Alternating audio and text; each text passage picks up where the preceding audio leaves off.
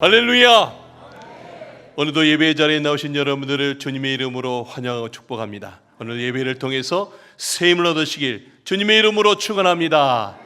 우리 앞뒤자로도 인사하겠습니다. 사랑합니다, 축복합니다 하고 서로 인사하겠습니다.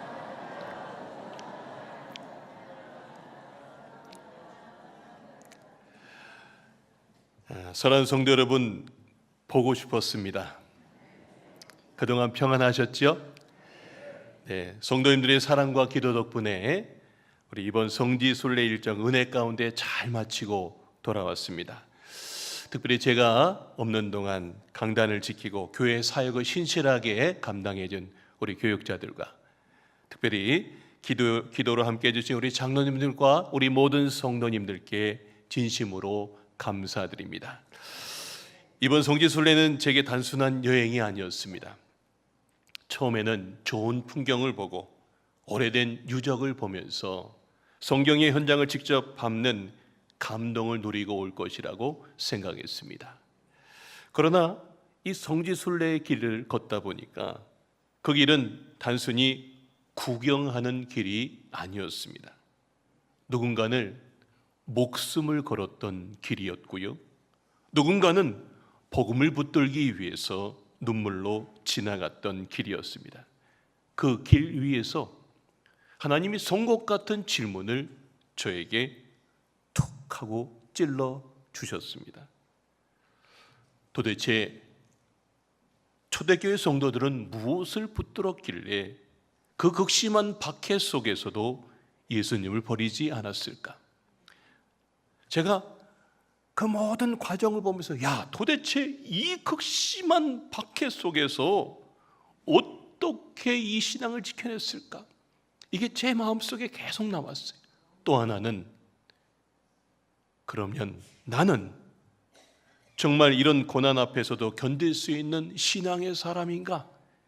이게 계속 제 마음속에 남았습니다. 앞으로 몇 주간 성지순례 가운데 받은 은혜를 말씀 안에서 함께 나누려고 합니다. 오늘은 그 첫 번째 길입니다. 오늘 우리가 함께 떠나볼 순례의 길은 튀르키예의 갑바도기아 지역입니다. 그 중에서도 데린고이의 지하 도시와 괴렘의 동굴교회를 중심으로 이 시간 말씀을 나누겠습니다. 오늘 설교 좀 한번 보여주시기 바랍니다. 복음의 길 첫 번째, 갑바도기아입니다.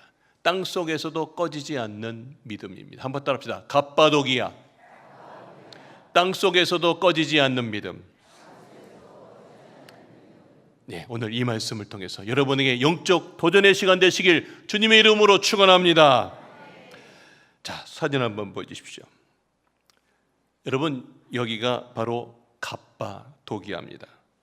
멀리서 보면 참 아름답습니다. 독특한 바위 지형이 펼쳐져 있고요, 오랜 세월의 흔적이 남아 있습니다. 다음 사진 보여주십시오. 저희 두 애호가 이렇게 사진도 좀 찍었고요. 네, 다음 사진 한번 보여주십시오. 우리 지방 목사님들과 사모님들 함께 이렇게 단체 사진을 찍었습니다. 처음에는 참 신기하고 아름다웠습니다. 어떻게 저 바위를 파고 땅을 파고 그 안에서 신앙생활을 할 수 있을까? 도대체 어떻게 저런 곳에서 삶을 살 수 있었을까? 감탄이 나왔습니다. 그러나 시간이 지날수록 이 땅은 단순히 아름다운 관광지가 아니었습니다. 복음을 붙들기 위해 로마의 그 탄압 속에 그냥 절 한번 하면 쉽게 살 수 있는데, 황제에게 절하면 쉽게 살 수 있는데도 불구하고 복음을 붙들기에 바위 속으로, 땅 속으로 기어 들어가면서 사는 거예요. 그 자리는 사실 눈물의 자리였습니다. 이것은 감탄할 곳이기 전에 믿음의 본질을 묻는 자리였습니다. 그곳에서 제 마음에 한 문장이 비수처럼 꽂혔습니다. 그들은 어두운 땅 속에서도 믿음이 꺼지지 않는데 왜 우리는 밝은 세상 속에서도 믿음이 약해지는가 합니다. 오늘 말씀은 바로 이 질문에서부터 시작이 됩니다. 자, 사진 한번 더 보여주시기 바랍니다. 이 사진은 대린구유라고 하는 곳입니다. 그날 비가 좀 왔었는데요. 예. 다음 사진 한번 보십시오. 저 대린구유는요, 일반 그 도시 밑에다가 땅속을 파서 지하 도시를 건설한 겁니다. 무려 지하 8층까지 땅을 파고 들어가서 그 박해 속에서 숨어 지내 살았던 것입니다. 저 밑에 지하가 잘 이렇게 사진으로 찍은데 좀 잘 안 보이시죠? 다음 사진 한번 보십시오. 저렇게 지하에 땅을 파서 저 밑에까지, 저희가 지하 8층까지 내려가 보았습니다. 한번 영상을 잠깐 보겠습니다.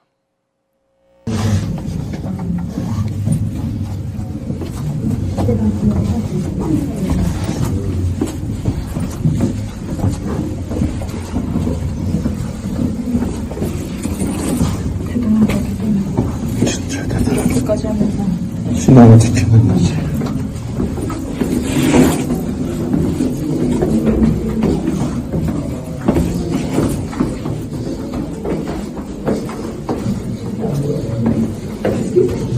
네, 영상 볼륨이 좀 큽니다. 제 마이크도 좀 볼륨 조금 줄여주시고요.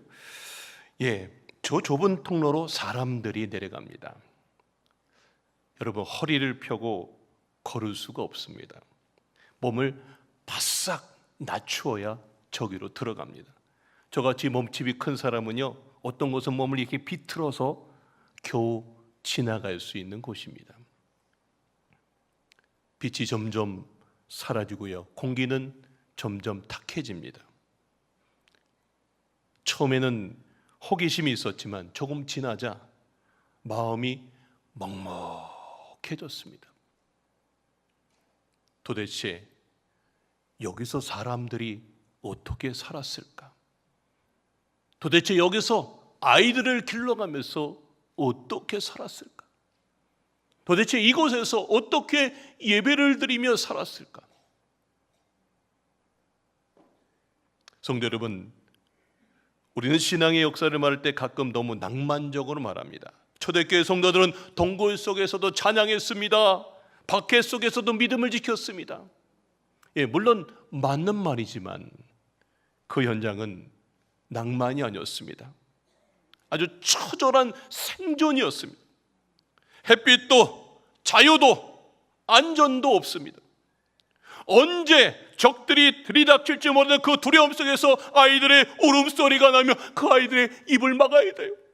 찬송도 기도도 마음껏 소리내어서 할 수 없는 마치 감옥과 같은 곳에서 그들은 신앙을 지키면서 그 삶을 살았던 것입니다. 거기서 몇 대를 이어가면서 살아갔습니다. 그런데 바로 그곳에 예배가 있었다는 겁니다. 햇빛은 없었지만 예배가 있었고요, 자유는 없었지만 믿음은 있었고, 편안함은 없었지만 그곳에 예수 그리스도는 계셨던 것입니다. 할렐루야.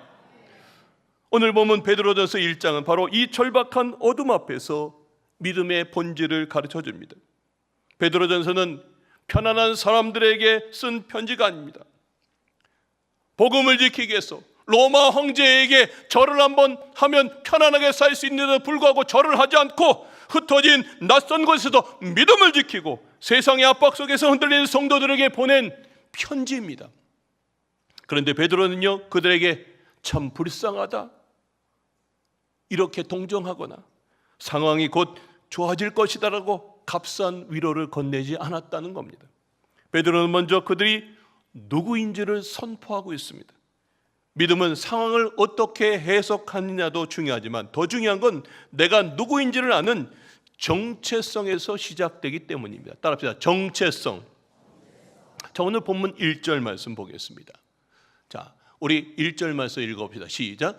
예수 그리스도의 사도 베드로는 본도, 갈라디아, 갑바도기아, 아시아와 비두니아에 흩어진 나그네. 예, 저 1절에 보면 이렇게 있습니다. 여러분, 이 지도를 보시면 저 말이 다 이해되는데요. 저기 갑바도기아 보이시죠? 이번에 제가 갔던 곳이 바로 갑바도기아입니다. 베드로는 그곳의 성도들의 뭐라고 얘기했냐면 저 빨간 글씨로 뭐라 그랬습니까? 흩어진 나그네 그랬습니다.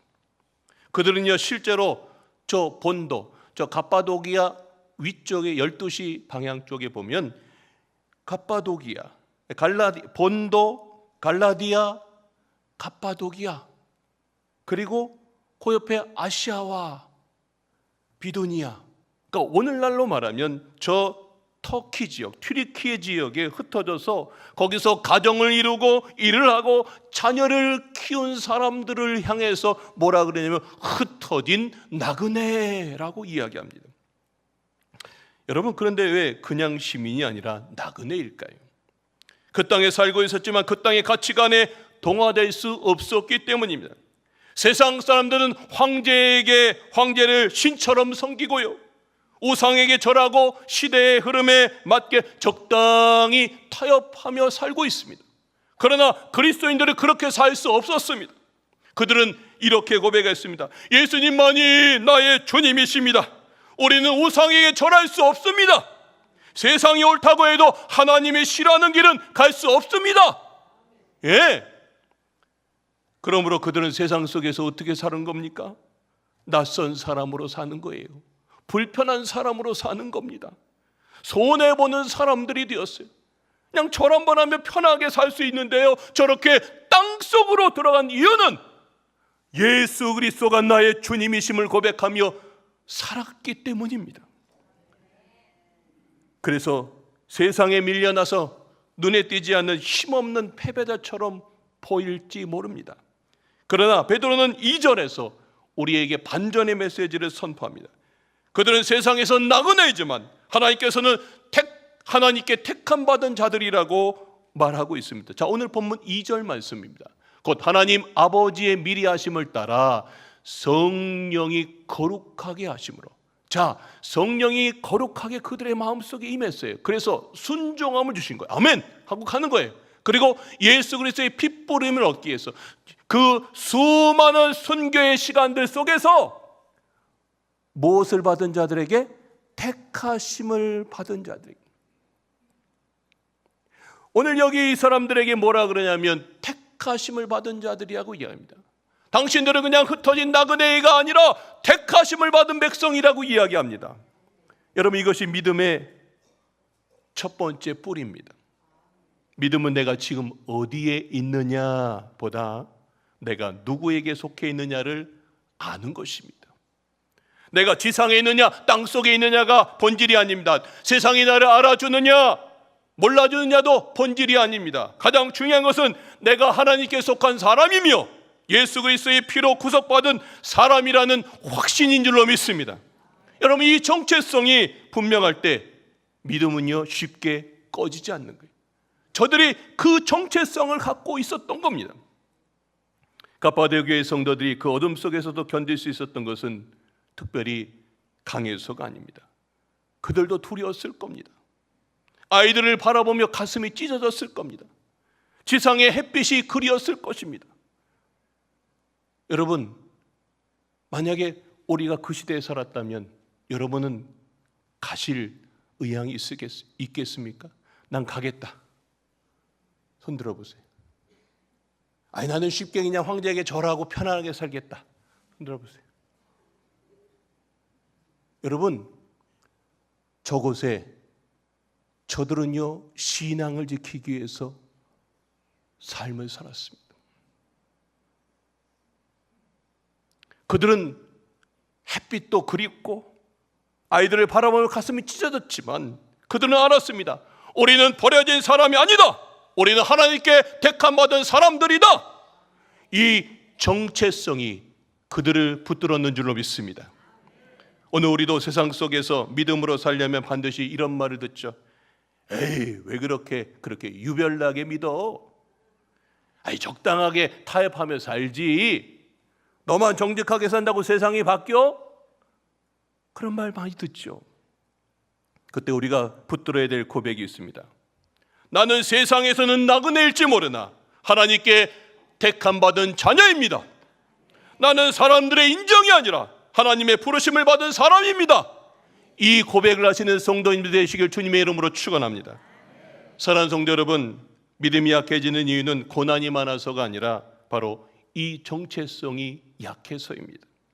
내가 누구인지 잊으면 작은 불편함과 세상의 말 한마디에도 무너집니다. 잊지 마십시오. 우리는 버려진 인생이 아니라 택함 받은 하나님의 백성인 줄로 믿습니다. 두 번째 사진 한번 보시죠. 자, 여기는 그 대린 구유의 환기구입니다. 공기가 통하는 그 공기 통로인데, 저는 더 깊이 내려가면서 제 마음에 저 깊이 남은 또 하나의 흔적이 바로 저 환기구입니다. 영상 한번 보여주시기 바랍니다. 시원하네, 위로도. 네, 내려갔는데요, 시원한 바람이 들어오는 거예요. 저 깊은 지하도시 한가운데까지, 지상에서 저 밑에 지하까지 굴을 뚫어놓은 거예요. 바람이 들어올 수 있도록. 그 긴 환기구가 있어서 땅속 깊은 곳까지 신선한 공기를 공급해 주었습니다. 이 환기구에 있어서 사람들이 숨을 쉬며 살 수 있었던 거예요. 여러분, 아무리 깊이 숨어도 숨을 쉴 수 없으면 그곳은 피난처가 아니라 무덤인데요, 바로 그곳에 시원한 공기가 들어와서 그들이 지하 8층까지 파고 삶을 살 수 있었습니다. 여러분, 육체가 땅속에서 버티기 위해서 지상의 공기가 필요하다면 우리의 영혼이 이 험한 세상에서 버티기 위해서는 하늘의 공기가 필요하지 않겠습니까? 고난 속에서 영혼이 숨쉬게 하는 하늘의 공기, 그것을 오늘 본문은 산소망이라고 부릅니다. 자, 오늘 본문 3절 말씀입니다. 예수 그리스도를 죽은 자 가운데서 부활하게 하심으로 말미암아 우리를 거듭나게 하사 뭐가 있게 하시며? 산소망. 예수 그리스도가 죽음에서 끝난 게 아닙니다. 죽음에서 부활하셔서 살았기 때문에 바로 그 산소망, 그 예수 그리스도의 그 부활 소망을 붙들며 살았던 그 산소망을 붙들고 그들은 살았던 겁니다. 베드로는 고난받는 성도들에게 상황이 좋아질 것이라고, 박해가 금방 끝날 것이라고 말하지 않았습니다. 산소망을 이야기합니다. 여러분, 이 소망은 막연한 위로가 아닙니다. 예수 그리스도의 부활에서 나온 확실한 소망입니다. 예수님이 죽음을 이기고 살아나셨기에 죽음이 끝이 아니다. 무덤을 깨트리고 일어나셨기에 어둠이 마지막이 아니다. 십자가에서 찌려지나 영광에 이르셨기에 고난이 우리의 마지막 이름이 아니다라는 것을 알게 한 겁니다. 사랑하는 성도 여러분, 저는 여기서 아주 무서운 영적 역설을 마주합니다. 오늘 우리가 살아가는 시대는요, 박해가 없습니다. 2000년 전 저는 박해가 없어요. 오늘 우리가 살아가는 교회의 진짜 위험은 박해가 아니라 오히려 너무 편안하다는 데 있다는 거예요. 사탄은 2026년을 살아가는 우리를 노골적으로 한 사람 한 사람 다 핍박하지 않습니다. 대신 우리에게 편안함이라고 하는 이 달콤한 마취제를 주입해서 다 편리함 속에 우리를 가둬버립니다. 너무 편리하니까 기도를 안 해요. 우리의 아버지 때, 할아버지 때, 그 윗대들은요, 힘들 때마다 뭐 했습니까? 기도했어요. 지금 어떤 것 같아요? 여러분은 내 할아버지 때보다 나는 지금 기도의 무릎을 더 꿇고 있습니까? 우리가 지금 너무 즐길 거리가 너무 많다 보니까 하늘을 바라볼 시간 없이 그냥 세상 속에 젖어 있지는 않습니까? 예배도 내 스케줄을 방해하지 않는 선에서만 잠깐 드리는 종교 생활을 하고 있어요. 이 주일이 일주일 내내 기다렸던 시간들이 아니라 잠깐 오고 그렇게 하는 예배로 혹 전락되지는 않았습니까? 여러분 2000년 전에 땅속의 성도들은 햇빛이 없어도 하늘의 소망으로 숨을 쉬었는데 우리는 밝은 세상에 살고 손안에 모든 편리함이 들어와 있음에도 이상하게 영혼의 숨이 꽉 막혀서 사는 것 같지는 않습니까? 즐길 것은 많은데 기도는 줄어들고요, 세상과 24시간 연결되어 있는데 하나님과 영적 호흡은 자주 끊어지고 있지는 않으십니까? 그러나 주님은 우리를 정죄하려고 주시는 이 말씀이 아닙니다. 우리 각자에게 막혀있던 하늘의 환기구를 다시 열어주시고 우리 안에 부활의 산소망을 넣어서 사랑하는 성도야, 이제 부활의 산소망으로 너가 살아라 하고 하는 우리 각자에게 주시는 오늘 말씀인 줄로 믿습니다. 여러분, 이 말씀을 통해서 여러분에게 하늘의 성령의 산소망이 임하시길 주님의 이름으로 축원합니다. 이 위대한 부활의 산소망이 실제가 된 자리를 저는 대린구의 지하 학교에서 보았습니다. 사진 한번 보십시오. 저기가 학교랍니다. 그 어두운 땅 속에서 그들은 다음 세대에게 말씀을 가르쳤습니다. 저 양쪽에 우리 목사님 사모님들이 서 있는 그곳에 앉는 거예요. 그 가운데에 다리를 놓고 양쪽으로 이렇게 보게 하고 저쪽 이 가운데 쪽에는 선생님이 계셔서 아이들을 그렇게 가르친다고 합니다. 다음 사진 보시죠. 저것은요, 이 현장 가이드가 말을 해주는데 위기의 순간 외부에 적이 들어올 때가 있죠. 그러면 그곳에 있던 아이들이 저 거대한 맷돌 모양의 돌문을 온몸으로 굴려서요, 적들이 못 들어오게 막아버리는 겁니다. 그리고 다른 사람들은 지하 7km 다른 곳으로 피신해 가 있는 거예요. 제가 가만히 저 부분을 묵상하면서 저 돌문 너머에 서슬퍼런 칼날이 문을 부수려 할 때 그 문을 막아선 아이들이 얼마나 무섭고 떨렸겠습니까? 살고 싶지 않았겠습니까? 그렇잖아요. 하지만 그 거대한 위협 앞에서도 아이들이 끝까지 버틸 수 있었던 건 내 부모님이 지금 이 상황 속에서도 하늘의 산소망을 갖고 살아가고 있는 거예요. 그 하늘의 산소망을 통해서 날마다 그 아이들이 믿음을 배운 거예요. 그 믿음을 그대로 흘려 보내주었기 때문에 그 암흑 속에서 적들이 돌아올 때 돌문을 걸어 잠그고 자신들이 희생하면서 적들을 막으면서 사람들을 살려냈다는 말을 들으면서 제가 얼마나 도전을 받았는지 모릅니다. 아마 아이들은 돌문을 막아서면서 아마 이런 고백을 했을 것이라고 저는 생각합니다. 예수님이 부활하셨습니다. 죽음이 끝이 아닙니다. 우리에게도 우리 부모님이 나에게 가르쳐 주셨던 그 하늘의 유업이 있는 줄로 믿습니다. 성도 여러분, 믿음은 내가 겨우 버티는 데서 끝나지 않습니다. 믿음은 다음 세대가 위기의 순간에서도 굳건히 설 수 있도록 생명으로 전해지는 것입니다. 자, 오늘 본문 4절 말씀 한번 읽겠습니다. 시작. 썩지 않고 더럽지 않고 쇠하지 아니하는 유업을 있게 하시나니 곧 너희를 위하여 하늘에 간직하신 것이라. 여러분, 이 세상의 돈, 건강, 명예, 젊음은 다 썩습니다. 다 쇠합니다. 그러나 대린 구유의 부모들이 땅속에서 자녀들에게 물려준 믿음의 유산, 그것은 하나님이 우리에게 주신 그 믿음의 기업을 썩지 않고 쇠하지 아니하며 하늘에 영원히 간직되어 있는 것입니다. 이 유업을 바라보았기에 그들이 흔들리지 않았던 것입니다.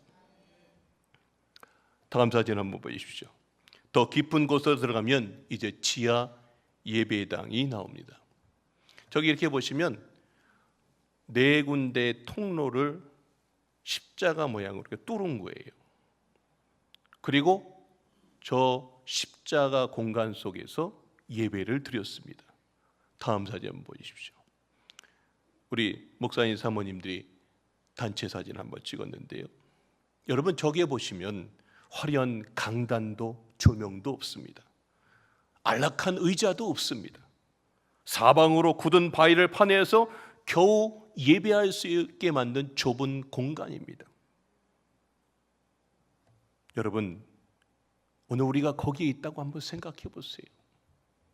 여러분, 저는 저 동굴교회를 바라보면서 건물은 없었지만 거기엔 예배가 있었다는 겁니다. 조명은 없었지만 그리스도를 향한 빛은 꺼지지 않았습니다.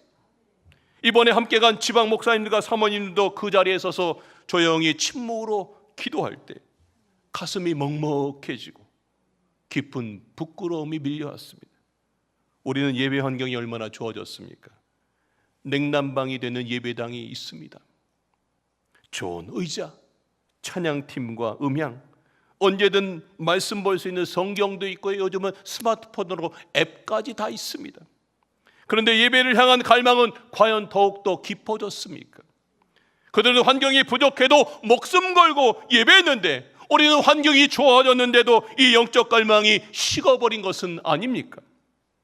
자, 오늘 본문 6절과 7절은 말합니다. 그러므로 너희가 이제 여러 가지 시험으로 말미암아 잠깐 근심하게 되지 않을 수 없습니다. 이제 시험이 온다는 거예요. 그러나 오히려 크게 기뻐한다는 거예요. 왜요? 너희 믿음의 확실함, 그 믿음의 확실함 때문에 기뻐한다는 거예요. 그 너희 믿음의 확실함은 불로 연단하여도 없어질 금보다 더 귀하다는 거예요. 그래서 예수 그리스도께서 나타나실 때에 뭘 준다고요? 칭찬과 영광과 존귀를 얻게 하실 것입니다. 할렐루야. 여러분, 베드로는 흩어져 나그네로 살아간 이들의 고난을 다 들었습니다. 그들이 믿음 때문에 얼마나 힘든지, 얼마나 이 고난의 시간을 지나고 있는지 다 알고 있었습니다. 그리고 그들의 믿음을 지금 다 알아주고 있습니다. 지금 혹시 여러 가지 시험을 받고 불로 연단받는 것 같은 시간을 지나고 있는 성도님들이 있습니까? 여러분, 믿음을 붙드시길 주님의 이름으로 축원합니다. 여러분, 그 믿음을 붙들면 그 믿음이 뭐라고요? 금보다도 귀하답니다. 예수님께서 나타나실 때 그 믿음은 칭찬과 영광과 존귀를 얻게 될 것이라고 합니다. 저는 우리 강화정학교 모든 성도님들이 그 믿음의 사람들 되시길 주님의 이름으로 축원합니다. 여러분, 사람들이 알아주지 않아도 하나님은 다 아십니다. 불시험 가운데 계시다면 믿음 때문에 견디는 그 수고를 하나님은 금보다 귀하게 여기십니다. 여러분, 편안할 때는 누구나 믿음이 다 좋아 보입니다. 그러나 불시험을 만나보면 내 뜻대로 되지 않을 때, 손해를 볼 때, 그때 내 진짜 믿음이 드러나는 거예요. 저는 우리 모든 성도님들이 그 믿음의 불시험에 모두 다 통과해요. 금보다 귀한 믿음의 사람들 되시길 주님의 이름으로 축원합니다. 자, 이 고귀한 믿음의 흔적은 괴레메의 동굴교회에서 정점을 이룹니다. 사진 한번 보십시오. 이제 괴레메라고 하는 곳인데요, 이곳은 저 산에 다 바위같이 생긴 곳에 다 동굴을 파서 거기서 삶을 살고요, 거기에 교회를 짓고 거기서 신앙생활을 하고 있어요. 다음 보여주십시오. 예, 저렇게 있습니다. 근데 저 안에 이런 벽화들이 있습니다. 보여주십시오. 사진을 찍지 말라 그래서 이거 어떻게 하나 그랬는데 인터넷에 저는 자료가 있어서 여러분에게 소개합니다. 저렇게 예수님의 관한 성화들을 다 그려냈어요. 다음 한번 보여주십시오. 예, 저 어두컴컴한 바위 벽 안으로 들어가서 주님의 탄생, 십자가, 부활의 장면들이 거친 벽화로 남아 있었습니다.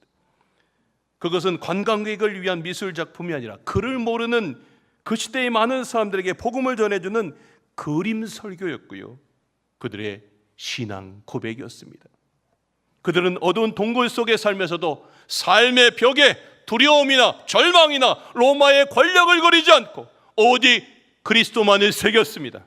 왜입니까? 예수님을 사랑했기 때문입니다. 자, 오늘 본문 8절 말씀 한번 보여주시기 바랍니다.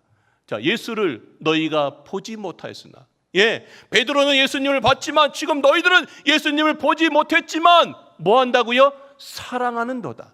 자, 이제 그 다음 한번 읽읍시다. 시작. 이제도 보지 못하나 믿고 말할 수 없는 영광스러운 즐거움으로 기뻐하니. 저는 여기 보지 못하였으나 사랑한다라고 하는 이 모습 보면서 어떻게 내가 예수님을 보지 못했어요. 베드로는 예수님을 봤으니까 믿음이라도 있죠. 그런데 지금 이 사람들은 예수님을 보지도 않았는데 로마 황제의 그 모든 핍박 속에서도, 저 동굴 속에서도 신앙을 지켜냈다는 겁니다. 할렐루야. 이것이 믿음입니다. 믿음은 보이는 것만 붙드는 것이 아닙니다. 믿음은 보이지 않는 주님을 사랑하는 것인 줄로 믿습니다. 신앙의 본질은 단순히 교회 다니는 습관이 아닙니다. 신앙의 본질은 보이지 않는 예수 그리스도를 사랑하는 것인 줄로 믿습니다. 그리고 사랑하는 사람은 반드시 자기 삶의 공간에 그 사랑의 흔적을 남깁니다. 그들은 2000년 전에 저 어두운 동굴벽에 그리스도를 새겼어요. 그렇다면 오늘 우리는 우리의 삶의 벽에 무엇을 새기고 있습니까? 우리는 매일 아침 눈을 뜨자마자 핸드폰을 붙들고 있는데 그 스마트폰에 여러분은 무엇으로 가득하십니까? 오늘 여러분의 인생에는 무엇으로 그 영혼의 여러분의 삶에 하나님을 향한 신앙의 벽화를 그려가십니까? 세상의 성공, 끊임없는 비교와 욕망, 불평과 분노를 우리 영혼의 시시간으로 새겨놓느라 정작 우리 영혼에 새겨져 있어야 될 예수 그리스도의 얼굴은 희미해지고 있지는 않습니까? 환경이 어두워서 믿음이 약해지는 것은 아닙니다. 사랑이 식어서 믿음이 약해지는 것입니다. 예수님을 향한 사랑이 있으면 좁은 지하 통로도 천국의 길이 되지만 예수님을 향한 사랑이 없으면 넓은 예배당도 지루한 공간이 됩니다. 그러므로 이제 주님, 제 삶을 편하게 하여 주시옵소서 라고 하는 이런 기도의 수준을 넘어서서 주님, 어떤 환경에도 제 영혼의 벽에 오직 예수 그리스도만 새기게 하여 주시옵소서 기도하는 우리 강화도와 함께 모든 성도님들 되시길 주님의 이름으로 축원합니다. 결론의 말씀입니다. 오늘 우리가 함께 걸어온 복음의 길, 갑바도기아의 거친 땅, 저 데린구유의 어두운 지하도시, 괴레메의 동굴교회가 우리에게 던지는 음성은 분명합니다. 오늘 본문 9절 말씀입니다. 한번 읽겠습니다. 시작. 믿음의 결국 곧 영혼의 구원을 받습니다. 믿음의 결국은요 바로 영혼 구원입니다. 사랑하는 성도 여러분, 복음의 길은 편안함을 찾는 길도 세상의 인정을 얻는 길도 아닙니다. 복음의 길은 결국 영혼 구원에 이르는 것입니다. 그래서 초대교회 성도들은 자유를 잃고 햇빛을 잃고 안전을 잃어도 예수님을 잃지 않았습니다. 땅속에서도 믿음을 지켰고 어둠 속에서도 그리스도를 새기며 산 소망으로 살았습니다. 오늘 우리에게 필요한 것은 더 편한 신앙이 아니라 더 깊은 신앙입니다. 상황이 좋을 때만 타오르는 믿음이 아니라 어둠 속에서도 꺼지지 않는 진짜 믿음입니다. 그러나 이 믿음은 우리가 억지로 만들어내는 것이 아닙니다. 부활하신 주님께서 성령으로 우리 안에 다시 불어넣어주시는 은혜입니다. 오늘 우리가 주님을 힘겹게 붙드는 것 같지만 사실은 주님의 강한 손이 저와 여러분을 붙들고 계십니다. 믿으십니까? 성령께서 임하시면 막혔던 영혼의 환기구가 다시 열리고 식어가던 믿음이 다시 숨을 쉽니다. 그러므로 사랑하는 성도 여러분, 이제 성령 강림의 은혜를 삼으며 다시 하늘을 향해 영혼의 환기기를 여시길 주님의 이름으로 부탁드립니다. 다시 예배의 자리를 사모하시길 주님의 이름으로 부탁드립니다. 다시 우리 삶의 벽에 예수 그리스도의 이야기를 적어내십시오. 갑바도기의 거친 땅 속에서도 결코 꺼지지 않았던 그 믿음의 선배들처럼 오늘 여러분의 삶에도 복음의 길을 끝까지 걸어가는 거룩한 백성 되시길 주님의 이름으로 축원합니다.